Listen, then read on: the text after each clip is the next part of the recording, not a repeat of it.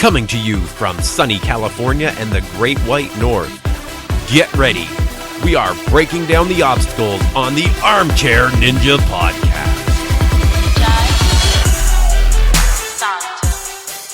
Hello, everyone, and welcome back to the Armchair Ninja Podcast. It is Thursday, March 30th, 2017.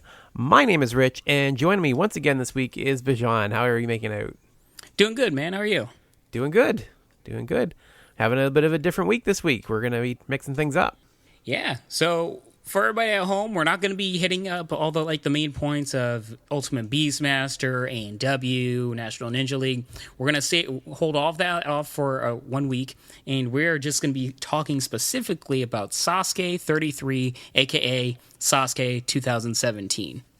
And for those that haven't been listening for very long, when we say Sasuke, that is the original Ninja Warrior from Japan. Mm-hmm.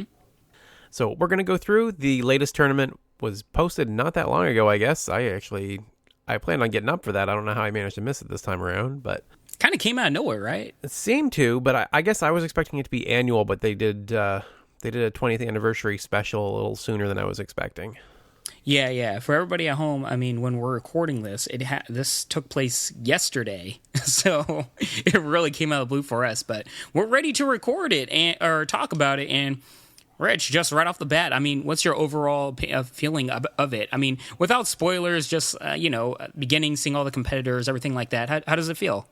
Pretty good. It looks like the weather cooperated a little better, although it seemed cold for them. They were all kind of bundled up, the ones that weren't running the course, so I think that happens no matter what. I mean, where it's filmed at, it's from what I understand, it's a very cold environment over there, and it rains like most of the year. So if there's no rain, that's a good thing. Yeah, but I think this one was filmed. I mean, last time I know it was filmed in May, I believe, because it was filmed around when Philadelphia was happening for ANW. So this was filmed, I'm pretty sure it was February, actually. Yeah, good point. Now, is it confirmed that they're going to be doing 2 Sasukes again each year? Because it's a very weird naming choice for, I kept seeing Sasuke 2017, so I find that kind of odd if it's going to be twice a year. And to be clear to everyone, we are not or certainly I'm not as up on Sasuke as I am on American Ninja Warrior, so it's from the perspective of somebody that is watching their second tournament. Now, Bijan has watched much more than that, but as a more casual fan, not delving into the depth that we do every week with American Ninja Warrior at this point. Yeah, I've seen every season of Sasuke and Kunoichi and all that, but in a casual perspective. I wasn't like writing down notes as a kid watching this stuff as Makata Nagano was killing it, and I was like, oh my god, he is the best. But with that said, I think this is going to be really fun, and dude, let's stop talking around it. Let's get into this. So, like, stage 1 of itself, man, like, what did you think? I have to admit, I was kind of underwhelmed by the course in stage 1. It was okay. It's very familiar. It's very similar to the one we saw last year. Very. Yeah, very, very. I found it, I don't know, man. I don't want to be, like, negative right off the bat because I actually liked this, but stage 1, it felt very uninspired to me. It was the same tropes, and it was almost nerfed in a way. I don't know. Usually the timer is much more of an obstacle or a challenge for people to get past, but a lot of the competitors had plenty of time going through these. With that said, I mean, it still cleared out a lot of the crowd, so I can't complain too much. It wasn't like 20-something people finished or anything like that. I guess summarizing it up, we always just go by the clears, really. That spells it out whether it was too easy or too hard. And we had 13 clears of stage 1. So to me, that's a good number. That's about what you want. Maybe even a little shy of what you want. So I think they hit the difficulty level right on the button, unless everyone's just having an off night. I don't think so. Maybe that's just me. I don't know. A lot of these obstacles just really felt uninspired. And the competitors where they're very, very good, it wasn't like they were failing on the obstacles, like struggling or anything. It was just they were making really dumb mistakes. Like, I don't want to name names yet, but when we get into it, like names that can go really far. When they fall, it wasn't from like some super hard obstacles. Like this guy made a really dumb mistake of going through something very quickly, or misstepping it, or mistiming it, or overlooking something. I hate to use this analogy all the time. Maybe it's becoming a trope, but they're Jeff Brittoning it, where Jeff Britton just overlooked the first obstacle, and it was like a lot of these competitors were doing the same thing. Yeah, I'm not going to let you make that a verb. There's no way. If you mean it's kind of becoming a thing. Cleared the whole thing perfectly, then yes, then I'll let you use it that way. But that's about it. Yeah, I know. Shame on me. Okay, so who's the first competitor, I guess, that really stood out to you? What was the first run that made you... Dude, the first competitor! Really? Come on, you know, I was so happy to see him. Ultimate Beastmaster, what was his name, man? He's so great. Oh my god, that's who that was. It's Nakayama. Nakayama from Ultimate Beastmaster. He was here, the first runner. And, I love this guy so much. I hope I see him every season in Sasuke. He is the best. And as soon as I heard, Power! I was like, yes, he wins. Just give him all the money. He's the greatest. All we need next is like the host from Team South Korea from Ultimate Beastmaster, and this will be like the greatest show ever. I didn't even... It's funny that I didn't include that it was him. I don't know how I missed that. But yeah, Nakayama Kinokun. And I'm going to have to apologize for every name that we try to pronounce this episode, so I'll just say it all now. Assume that I apologize for everyone that I mispronounced through this whole thing. They will be butchered. Yes. So who stood out to you, my man? The 13th competitor, which actually I hadn't realized till now the significance of that. I don't know if 13's unlucky there, but this dude went to go get on the TIE fighter, basically, like, imagine propping yourself between two walls, and it looks like a TIE fighter on this long, like, zip line. And, he sent it off without him, so he was left standing on the platform while the TIE fighter went across the course. That sucked. I fell for him. You could see, like, the instant regret on his face, guys. Like, he grabbed the TIE fighter, and it just, like, set off without him. Imagine the law grip, like, you grab it, and then it just rolls off, and you just have to stare at it and just go, like, oh, man. It's kind of like that.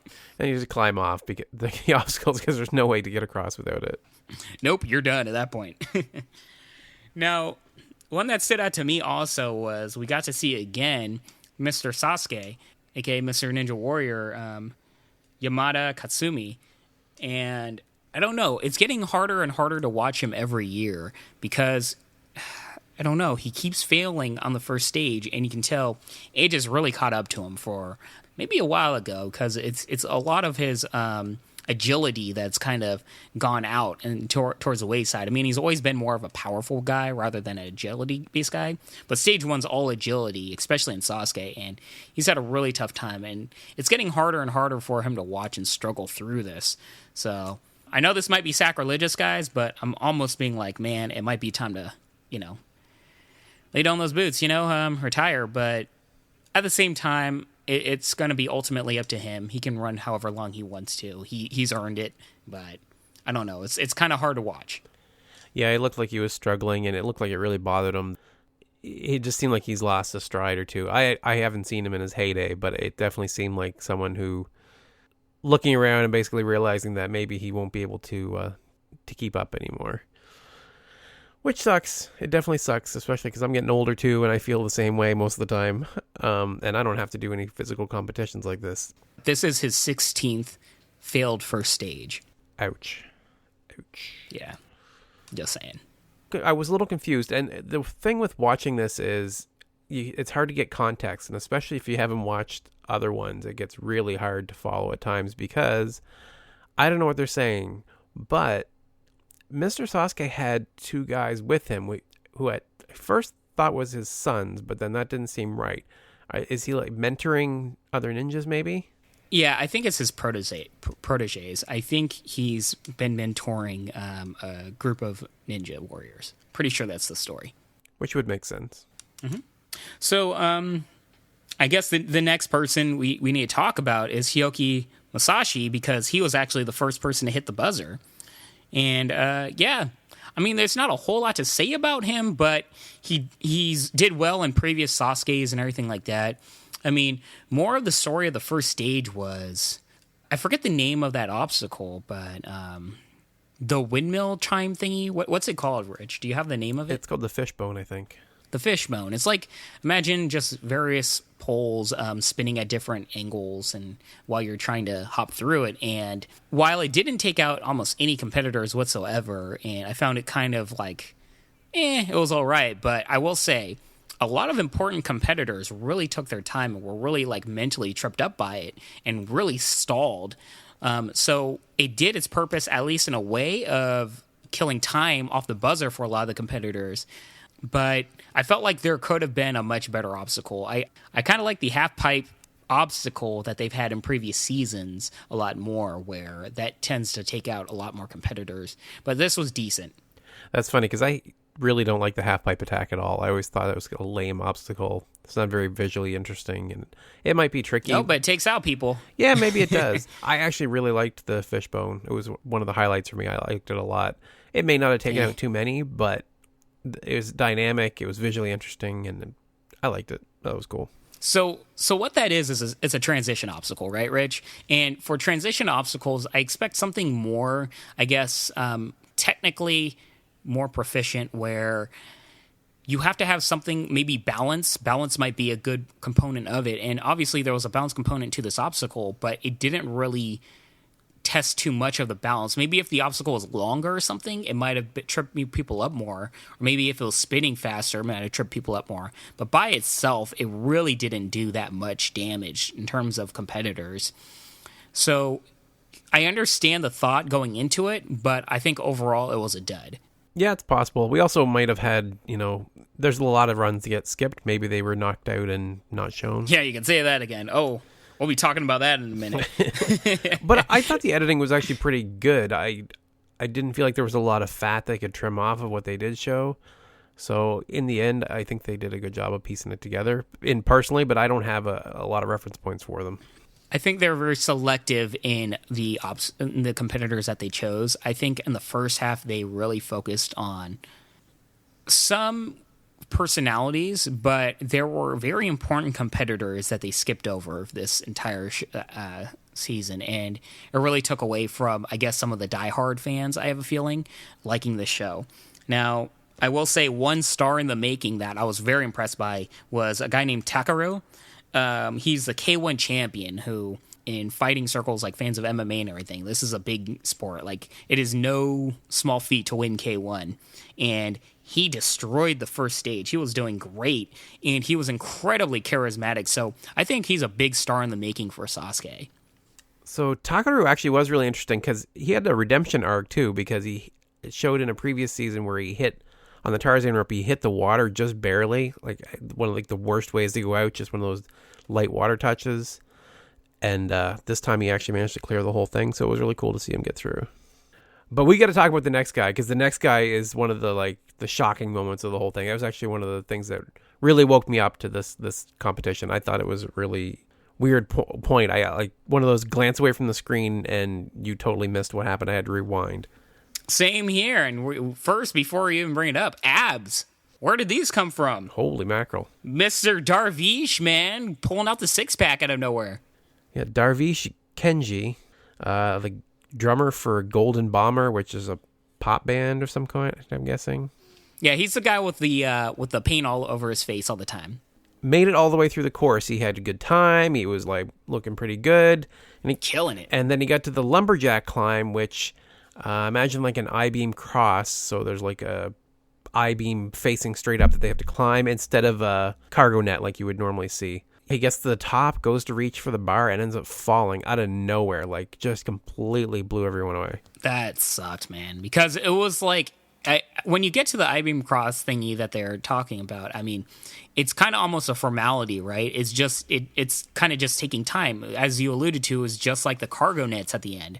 It's just an obstacle that takes time to get up to the buzzer. So therefore, if somebody's running out of time, it's an obstacle. But it's not really something that you're going to fall from. I couldn't believe it that he fell. And not just he fell at the very top of it. I mean, that might be literally the worst way to go out. Yeah, that was probably one of the worst points of failure I've ever seen. And he was gutted by it. He was sitting alone just yelling afterwards. It's just an awful, awful way to go. Yeah, that sucks. I mean, you can literally see the buzzer, and you're literally you have good time, you're on cloud 9, you're just on your way to it, and then all of a sudden, next thing you know, you're in the water. And you're like, what just happened? That sucks. And you know what? You want to know the run that broke my heart even more than that? Was the next one that I need to talk about, which is sucks to even say the name right now. Yuji Urushihara. No. What happened? No. You're not skipping that far ahead of me yet. Yeah, I definitely want to talk about Yuji's run. But number 83, Mori Waturu, with his pregnant wife. Okay. I have a lot to say about them in stage 2, but you go ahead and start. It starts in stage boy. 1. So he's rubbing her belly and everything. It was very sweet, and it was actually. No, it wasn't. I thought that was really cute at the beginning of the course. It was cute for a moment. I have much more to say about his wife than him. You're right. She would definitely, yeah, he was good. No complaints about him. He cleared the course. He did a good job. But he became my favorite for his wife, who was so over the top. Kind of reminded me of like Carson Williams' mom, where it's like she almost steals the show from the guy on the course. No, don't you dare compare them. This woman was insufferable. She was the worst. I have never actively rooted against a competitor because of the person that they brought onto the show and subjected me to. She was so over the top annoying. And I felt I'm so happy for them, for their baby and everything. But I am a horrible human being because this woman is so grating. I can't describe the noises that she was making, guys, but it was the worst. My daughter said she sounded like Pikachu, which actually wasn't that far off when you stop and think about it. Yeah, that's a very apropos thing. But Pikachu times 11 of annoyance. For everybody that plays video games, imagine Pikachu's in Super Smash Bros. His spamming of lightning attack, where he just goes Pika Pika Pika. Like something's just so grating. It's like a knife to the ears. I liked it. This woman was insufferable. I thought it was freaking adorable that she was so excited good for about you. the whole thing. I couldn't. I was so sad when he made it to stage 2. You're like, no, I have to hear her again. I was so sad. I was like, oh no, I have to hear more of her. All right, now we can get to... No, and I got to stop you one more time because You're killing me! I know you want to get to them. But I don't know that many competitors on here, and one of the ones I was looking forward to was number 87, Kong. Oh yeah, that sucked. They really skipped. This was one thing of the episode. There are some competitors, really important competitors, they really skipped over. Like, really skipped over. Like, if you didn't look for, like, maybe a split second, they were gone off that episode, off this whole thing. And Kong was one of them, and, I mean, it was so fast that they showed his picture and him falling, where I'm like, was that last season and we're about to see him run or something? But nope. They just showed, like, a split second of him failing into the water from the season, and that's it. That's funny because I thought it was from last season too, because I'm pretty sure he went on the TIE Fighter last season. So, yep. But last season was wet. But this time he didn't really have any reason other than he just overlooked it or something went wrong on him. Who knows? But man, that was hard because Kong is so awesome. Okay, so now I'll let you get it out of your system. So we finally get to the other person I know on here, Yuji Urushihara. And how did you think he was going to do? I thought he was going to do great this season. I thought like this was his comeback year. I really did, especially watching him on Ultimate Beastmaster and everything. And now I don't know when both shows were filmed, but at the very least, it looked like he's been training for, obstacle courses, right? And he probably was. So this was even more heartbreaking because he looked in good spirits, very calm, ready to go. And he Jeff Brittoned it. I don't know. Like, stop it. It's not funny. He did, though, man. Like, he overlooked the first obstacle and fell right in. And that broke my heart. Yeah, I was stunned. Absolutely stunned. I think everybody was to see him go out on right at the beginning. It was just, it's like, how did that happen? I literally just sat there for like almost a good minute, like, with my mouth open, just staring at the screen like, what just happened? Please tell me this is like a sick joke. I would compare it to Drew Dreshel whiffing on the rope that time. It's kind of how it felt to me. Like when he just kind of looked up and went like, and shrugged his shoulders like, what are you going to do? Sometimes you miss the rope. This hurt more. I don't know why. This one hurt way more than that. And I don't know. I mean, Yuji still has a lot of promise in him. He is a 2-time champion, the only Ninja Warrior in all the shows that's, achieved total victory twice. every year I feel like it's going to be his comeback year. And this year in particular, I think he had a whole lot more to show. And it just really sucks that we didn't get to see it. I think that's the part that hurts the most, is that I know he can do so much more, but he made the smallest mistake. And yeah, that sucks. So from there, I guess I'm not familiar with it completely. The All-Stars, do they always start at 90, or would you say Yuji must be one of the All-Stars? Yuji, of course, is an all-star, man. So that's why I'm confused. He's the only two-time champion. Exactly. What are you talking about? So that's why I'm confused, because that's when they, after he fell, is when they bring up the thing saying, basically announcing, hey, and we have the All-Stars. It's like, well, All-Stars, yeah. Wasn't he an All-Star? Well, he definitely is. I think the top, the final 10 are All-Stars, but over the past few years, they've dedicated it more and more towards the new blood, so to speak. And Yuji is kind of in the middle level, whereas Makoto Nagano's like the old school All-Stars, right? With Shingo Yamamoto and, all those guys, right? Yuji's in like the middle area where he won twice. And then we have the new All-Stars from like the past 10 seasons. And the leader of the new All-Stars is the guy that won it most recently, which is Yusuke Morimoto. So I think if Yusuke wasn't there, Yuji would probably have that top spot of being like the big one. But he kind of goes to the wayside because his past few performances he hasn't done all that well, which is very hard to see, but it's true. I used to call it the total victory curse in a way, because it's not always the same like that, like a straight thing, but traditionally a lot of the people that win the show tend to keep on failing on stage 1 many times in a row.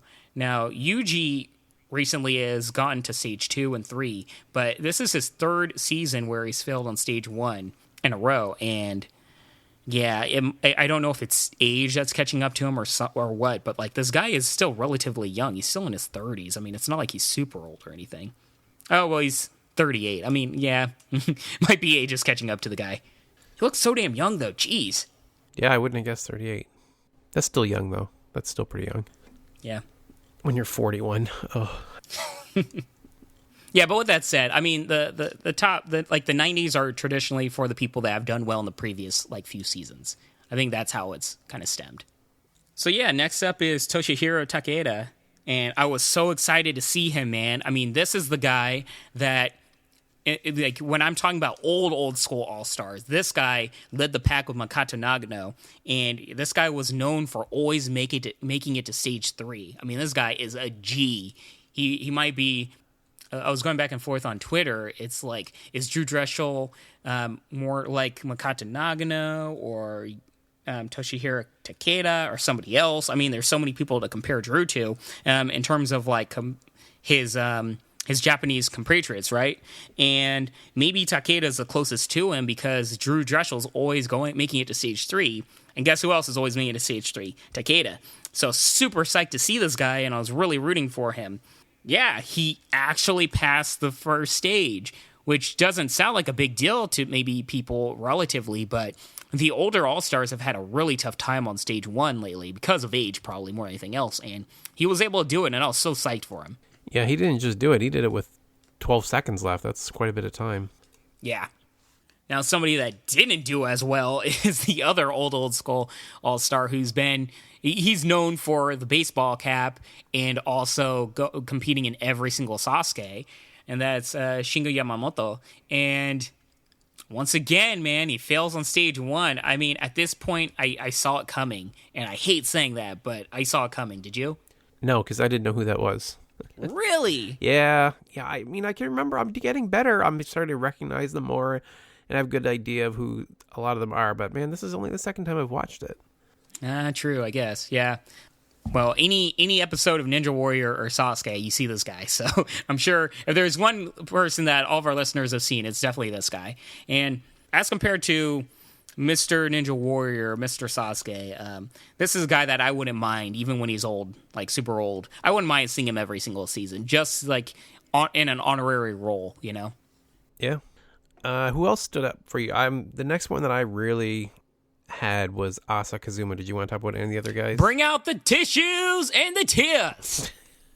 That's funny because that was one of the few things I did remember about him. But I remember really liking him, and I couldn't remember where it was from. It's because he was on the ANW specials. That's why I recognize him better than most of them. Yeah, this guy's very, very passionate about not only this show, but, his country and representing. And, I joke about him a lot, and I always will. I have no shame in that. But I have to say, this guy is so passionate, and I kind of root for him, and in many ways, I understand why he's so beloved. This guy is so incredibly passionate. He's our version of Ryan Stratus. I mean, some people might view it as over the top. Some people may love it. I just love the tears. Bring on the tears. So we can just skip over number 96, right? He's not important. We don't need to discuss this. Drew Dretchell. I mean, if you watch this whole episode, I mean, you wouldn't even know he was on it until the end. I mean, it's like, who? What the hell happened? Well, it wasn't just him, Why? though. To be fair, I was going to rant about it, and then I realized they did it to the three of them in a row. 96, 97, 98. They did it to them, like, repeatedly. They did it in stage 1 and 2. And Shinsuke Nagasaki is not some chump. That is, like, a legit, like, all-star as well. What the hell is going on, bro? But no, we need to back up, because there is a reason why it is a big deal that Drew was skipped, okay? True. Drew Dretchell went the furthest last season. In many ways, you should argue that this guy should have been number 99, right? He'll never be number 100, and in many ways, I don't need him to be number 100. That should really be for somebody that's won the show. Like, Yuji or Yusuke should always be number 100. I have no problems with that, right? Drew can be number 99. Yeah, there was a lot of speculation. But what the hell? Yeah, last season, that was what everybody was talking about. They were really thought Drew would be number 99. And I guess that's the problem with the numbering system, because then you do read so much into it. You're like, well, why is he 96? Why isn't he 99? And it kind of leads to some fun debates, I would think, but... That's very questionable. But more so than that is that he was not shown. His run was not shown. And you want to know a little interesting fact and tidbit about his run, Rich? That it was the fastest one, maybe? It was the fastest run! Why did they... there is no excuse. He went the furthest last season. He had the fastest time on stage 1. And they skipped this guy. And it's not just... Once again, it was like Kong. If you look away for a split second, you never even saw this. This dude was out, on the show and off real quick. I have no idea. There is no excuse. Absolutely no excuse. It's not like it's his first season on this show. Drew Dretchell is a standout hallmark name to the Japanese audiences. This guy is known as the American that always goes really, really far and does great on Sasuke. He's beloved in Japan and America. If you want to talk about international support, this guy has it in droves. What were they thinking? What is going on? I can't believe it. I can't fathom it. I have no idea what's going on. It's also a little weird that there weren't any other Americans there.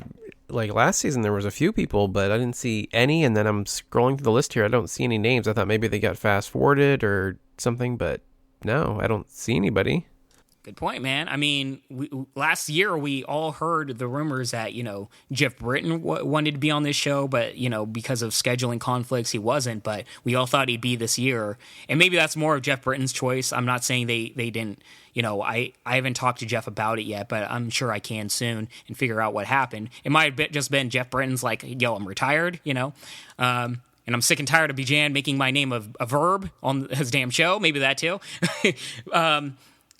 But there's also Jesse Graff, and Casey Catanzaro. There are a lot of names that you'd think would be on this season, and they just weren't. And Drew Dretchell, in many ways, it could have been they had to have him on this show because he went the furthest, and he's a hallmark name. But with the way he was skipped, I mean, maybe they didn't even want him on this show. Who knows, man? Are they becoming only Japanese competitors now? It's very strange. All right. We got to get moving, man. We're taking forever here. Well, the only other name that really I need to talk about is Yusuke Morimoto, right, because you have to talk about Yusuke Morimoto. He won the show. He's the most recent. He's the guy that I'm always talking about, everybody, where it's like he grew up with Sasuke. He's very young, but so talented. He won the show. And Yeah, I mean, he's kind of like the benchmark for a lot of these young up-and-coming American Ninja Warriors that we're seeing. He's the first person that really made that type of, I guess, competitor, and it came from Japan with this guy. And he broke the total victory curse. He actually made it to stage 2, or completed the stage, and he really scared me. I mean, there was this one part where through he most almost of the whole thing, it looked like he was going to fall. I thought there was no way he was finishing stage 1. But his foot came like an inch away from the water on the windmill thing. The fishbone. I keep calling it the windmill. The fishbone obstacle. He got so close, but he made it through, and I was happy for the guy. He looked uncertain and wobbly through like that whole run, and I thought, this is not looking good for him. Like, there's no way he's finishing stage 1, and if he does, he's darn sure not getting through stage 2. And man, was I wrong, because he did beat stage 1, and we'll talk about stage 2 in a minute. Well, let's get into stage 2, man. What did you think? So the ring slider, the start off second stage, I want to talk about that for a second. I love it. That was a great obstacle, wasn't it? That was dope. So why don't you describe it, man? I loved this thing. Oh boy, how do we describe this thing? So you're holding onto 2 poles that have rings on the top of them. Imagine like holding the letter, like a lowercase I with the ring sitting on a wire. That's pretty good. So you're holding on to that, but it's on these like 2 little thin wires, and you got to like slide it. You know, it kind of slides gradually by itself, but then it stops halfway through the obstacle, and there's these like blockade points. It's cylindrical, but you kind of like just got to like guide it through it. Kind of like the, not the pegboard, but what's that obstacle, like the maze one? The circuit board? Yeah, it's kind of like a circuit board, but horizontal in a way. And you gotta navigate both holes through this thing, and then you slide on down to the next portion. Kinda, I guess. But I liked. Well, why don't you describe it better, man? I can't describe it. I already proved I can't describe it. But the tricky part, I guess, is that it's the lack of wire. The lack of tension in the wires means that you have to really like stretch up one of your hands to try to raise this thing over what it's fetched up on. Is really interesting. It's a really good obstacle. Yeah, and I think it wobbles all over the place. I don't think we didn't see any failures on it, but I think we saw a lot of failures on the salmon ladder as a result. Yeah, this is one of those things, kind of like in stage 1 with the weighted portion, like weighted things that you got to like roll forward. It's not much of an obstacle, but right after that is the warped wall, and it completely blows out your legs, right? This is the same way with your grip strength. Since you're holding on to it and it's straight down, you have to grip it kind of like a pegboard or bungee cords, and you're sapping up a lot of your grip strength. So you go right from that into a really hard traditional grip strength obstacle in the salmon ladder. So it was like a really good 1-2 punch. One thing I have to say, though, is I really don't care for the transition of the salmon ladder, where you go up, and rather than having to just jump across like with the salmon ladder that we see on American Ninja Warrior and a lot of other shows, this one, there's already another salmon ladder at the top, like perpendicular from you, and you just have to like hand off to it. I really didn't care for that. Yeah, it's a little weird. Why would you do that? Like, why simplify it down unnecessarily? And I don't know what was going on with the guide wires, the safety wires. They seemed to be all in the way. It was kind of a weird mess on the salmon ladder. I don't know. Maybe poor stage design on that one, but I absolutely adore the backstream. What an amazing obstacle. Every time I see it, I'm like, yes, this is so brilliant. It's such a good obstacle. Like, imagine like a water tank with like this jet blower thing on it, where you have to swim across swim through the current that's blowing against you, and it's so creative and difficult, and I love it. It's funny because I think that's a pretty hated obstacle from what I understand, but I'm sure it is. It doesn't seem like a pleasant obstacle to go through, but I love it. I like the simplicity of the spider drop, which I haven't seen before.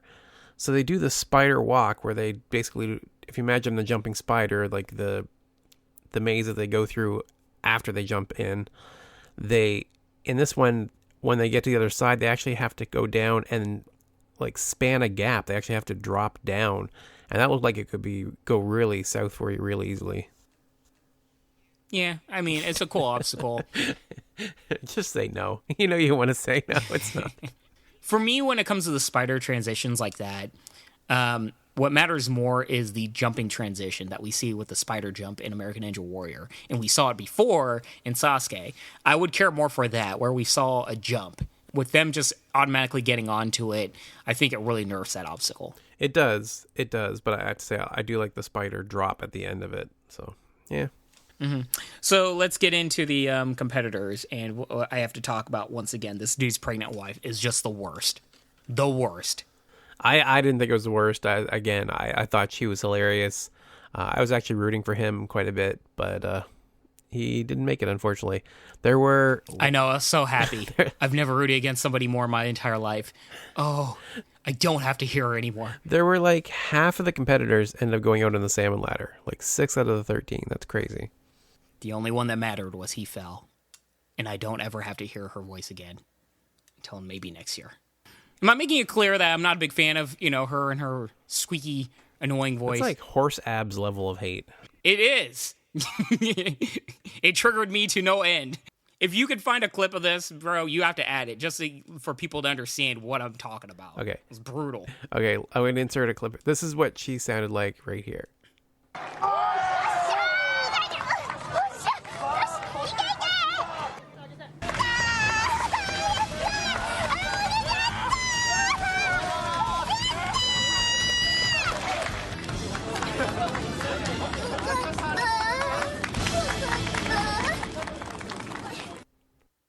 And now you all know. Exactly. You know exactly how adorable it is. It's amazing. I think it was worse by just visualizing it too. You have to see just the way she holds her stomach while it just She's pregnant, man. I don't know if I'm a terrible human being, but I've seen beautiful, like, caring, loving ways of like a pregnant lady. It's not like she's carrying her stomach like she's loving. I don't know what she's doing. It's kind of like she's trying to like force her baby out of her or something. It's like she's pressing her stomach down.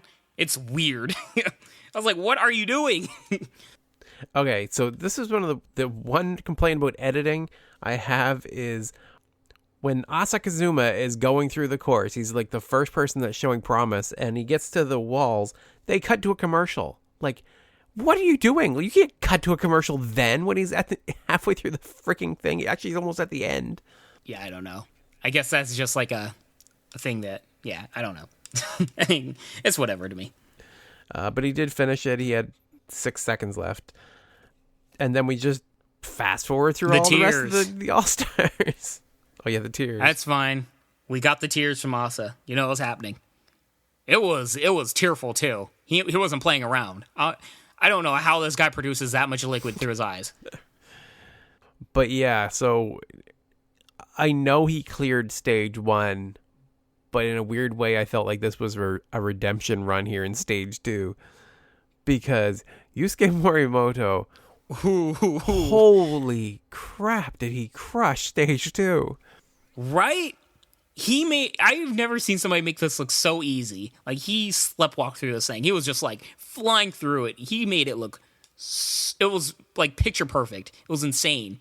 Good on this guy. This is the Yusuke Morimoto I'm used to. And boy, maybe remember, he skipped last year for Sasuke. So this was really his first time back from winning the show.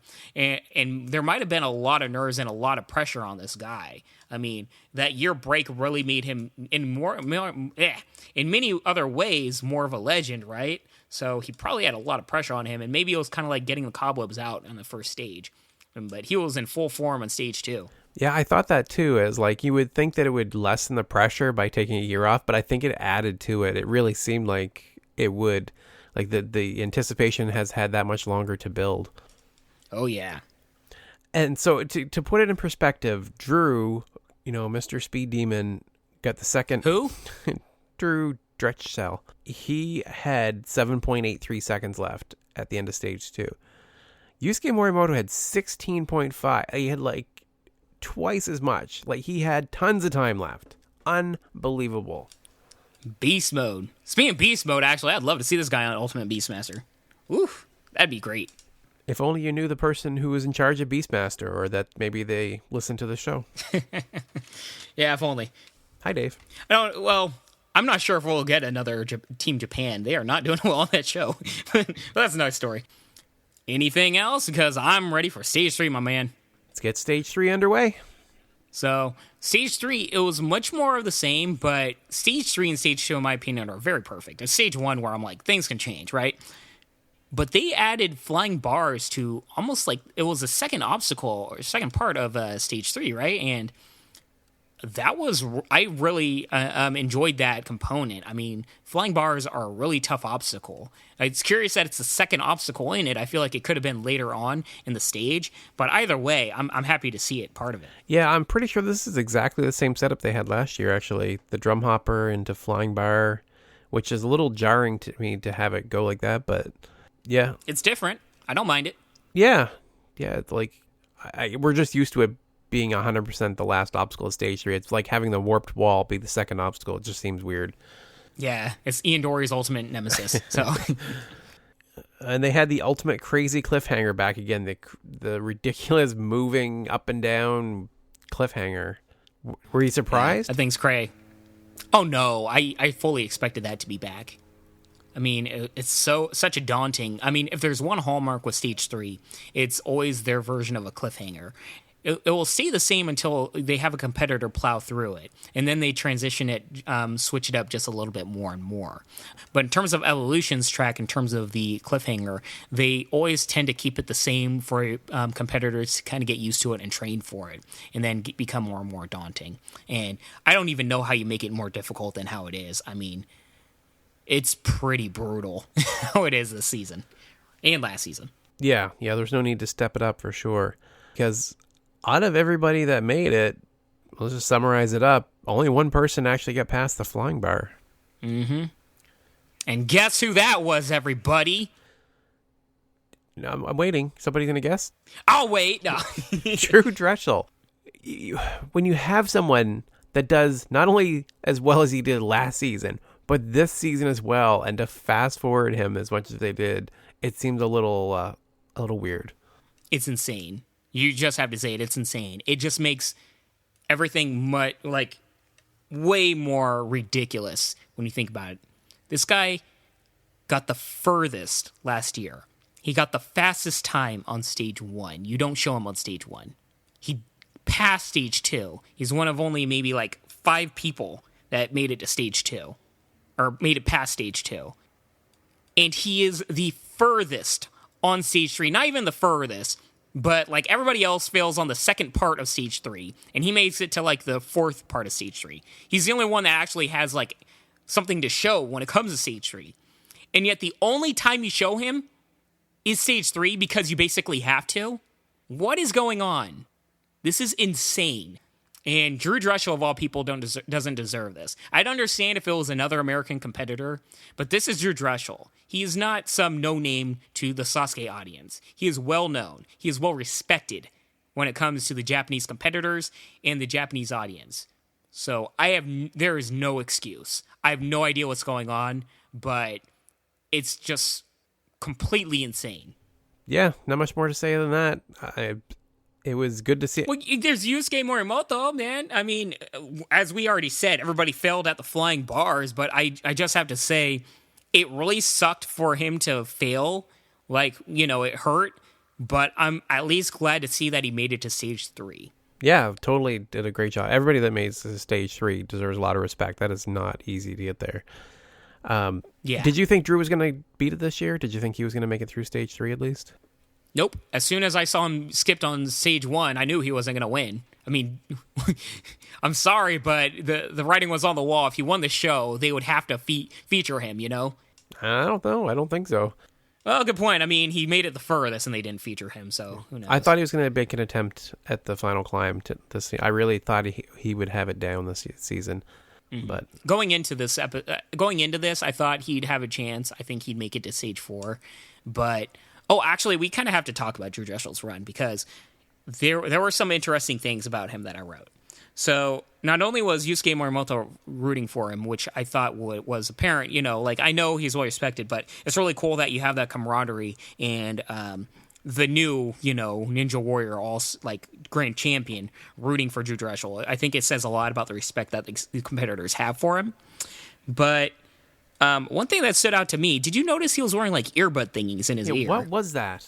I didn't know if that was for translation's sake, where he can maybe have communication or understand what the hosts were saying to him, or if it was for him like noise-canceling earbuds where he's canceling out maybe the audience. I'm not sure, but that was very curious. He was the only competitor I saw with earbuds in his ear. But the one thing that I have to say is, it was very clear when he was on the cliffhanger, I thought he wasn't going to make it because he was going very fast to that cliffhanger, but not in a way where it's like, I've got this. It really looked like he was trying to struggle through it. Like, I don't know if he was battling an injury at that time or what, but it looked more of like a rush attempt to get through the obstacle as quickly as possible because it's like I don't have the strength to get through it a natural way. Like, usually he seems incredibly poised and comfortable on the cliffhanger, right, Rich? In this one, when he was swinging, it wasn't like he was placing himself, readying himself, and swinging. It's like, I get to the end, and I'm going to swing immediately because I have to get through this. Did you notice that? I did, but I took it for a different reason. So to me, it did look a little frantic. It didn't look as controlled as he normally is. But I took it as him judging that he needed to get through it as fast as he possibly could because he needed to do the vertical limit right after. He remembered last season that he went through at a pretty not a measured pace. He still went through it pretty fast, but he didn't have the grip strength left for vertical limit. So I'm thinking he was trying to skip past the cliffhanger as fast as he could, so he still had what he needed left. That is a very good point. That could very much be what's happening there. Yeah, I'm curious as to what happened, but that's a really good guess. That could have very much been happening. But either way, it was a little too rushed, and I was like, what's going on? Like, when he was going through it, I'm like, dude, calm yourself. You're about to do, like, a big swing, like a 360 swing, and he's, like, rushing and then flipping, and I'm like, ah! And it caught up to him, guys. Like, you know, he swung. I guess he didn't, like, get his bearings right and swung a little too fast, and it looked like he just wasn't timing his catch perfectly on that. But with Drew Drechsel, every year, he learns from his mistakes. If there's one person that really learns and readjusts, it's him. You know, there's other competitors that do it just the same, but Drew's really good at that. All right, so any final thoughts on Sasuke 33 before we wrap this up? Sasuke, this season was good, but I have to say it wasn't... I don't know what was missing, but it didn't have the oomph that previous seasons have had. And I can't really say it's a star power. They still had a lot of like stars on it, but I feel like maybe they're focusing on the wrong things on this show. But I don't know if it was the pacing or what, but something was missing. And this was the first Sasuke that I watched where it just didn't have the adrenaline and the pacing and the fun atmosphere that previous seasons have had. Yeah, I wasn't as drawn in this year, and I thought maybe it was just because last year was exciting because it was the first one, and the whole experience of getting up super early to watch it with everyone kind of added to it. But it just wasn't... It was okay. It was certainly not bad. It wasn't Ninja Warrior UK or something. Yeah, it was not bad. But it was... it was kind of... it was just all right. Yeah, I guess that's the best way to describe it. It was all right, but when this is the standards of Sasuke... I guess I just expect a little bit more. With that said, I'm still loving it, and I'm really looking forward to the next time we see Sasuke. Hopefully soon, guys. Hopefully again in 2017. I'm really curious to see, because this did come out earlier in the year than previous seasons. So here's hoping we get another one in, maybe the winter or fall. So if you are a diehard Sasuke fan, the Final Stage podcast is putting out their final episode here soon, and they will be covering it in much greater detail than we were able to do. But unfortunately, it is their last episode, so I imagine, I think we can safely make the prediction that future coverage of Sasuke will include William or someone of that level of knowledge that can kind of provide some background and a little more in-depth knowledge of the competition for us. Yeah, they're definitely welcome anytime they want to. Maybe we'll have them next week, Rich. Maybe we can make that happen. Yeah, looking forward to a lot of the more in-depth conversations that we may have in the future about Sasuke. And big ups to them. I wish them all the best. We love you guys over at Final Stage. And yeah. Well, we can't have them on next week because next week is our episode 100 is here. Never mind about that. Yes! Episode 100! Let's get it! If you are listening to this on Thursday, March 30th or Friday, March 31st, you are down to the wire. If you would like to be included in our big video celebration for episode 100, make sure you get that in right away. March 31st is the deadline. And you can send that in to rich@ninjapodcast.com. You can also reach out to me on Instagram and Twitter as @ninjapodcast. And Bijan, how can they reach you? Hit me up at Bijan151. That is Bijan 151 on Twitter and Instagram. Love you guys. All right, thank you all for listening, and I hope you have a great week. I'm Noah Kaufman, the Ninja Doc, And I'm Ian Dory from the Wolfpack Ninjas on American Ninja Warrior. We want to tell you a little bit about a great event that we're putting on to benefit the Children's Hospital of Colorado. We have a full-scale Ninja Warrior course for professional ninjas, but also for kids. We've got Megan Martin, Jesse Graff, Joe Moravsky, Jeff Britton, just to name a few. Come out April 29th and 30th to the Wolfpack Ninja Tour. with more than $30,000 cash and prizes. Check us out at wolfpackninjatour.com.